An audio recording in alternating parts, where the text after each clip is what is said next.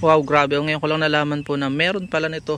Tinatawag na parang universal switch siya. Yung domino. Nandito na po lahat, all in one. Magandang buhay mga ko. Ito yung sinasabi ko sa inyo na at yung in-unbox ko.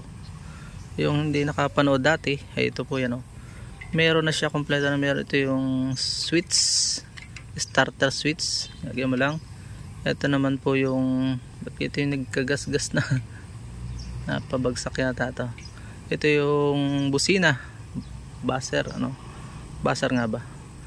I-comment mo below kung ngayon mo rin lang ito nalaman. Ano po? Ito yung signal light. Yan papakita ko sa inyo mamaya. Sundan nyo lang yung video, tayo ay magbibideo, papa-repair ko. Ito yung hazard switch. Ito yung high and low. Oo. Ito naman yung sa ilaw, itataas mo lang.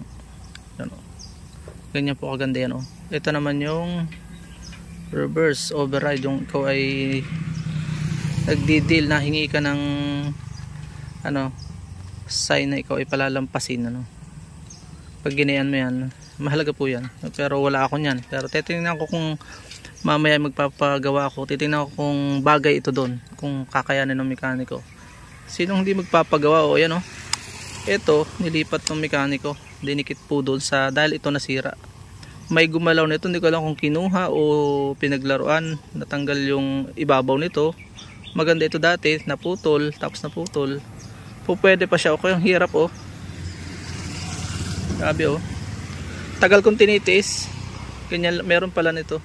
Akala ko sobrang mahal, yung pala ay nasa magkano lang to, 280. So nagbigay tayo ng tip, inabot ng 300 sa rider. Ayun isa na lang siya, wala na siyang kanan. Dito sa left side lang dito lang sa left. Nandito na lahat. Ito yung starter.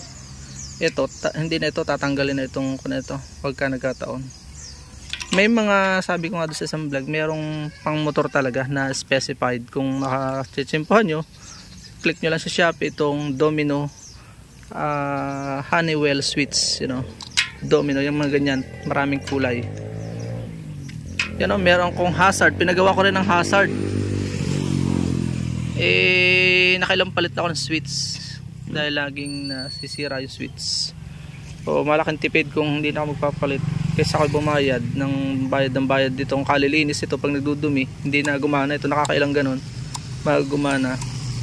Ngayon pagka ito awa ng Diyos ay may palit ko, sana nga mag okay, hindi na tayo magpapalinis lagi. Yun lang, maraming salamat, subaybayan niyo po yung aking pagpapalit. Tara, let's go.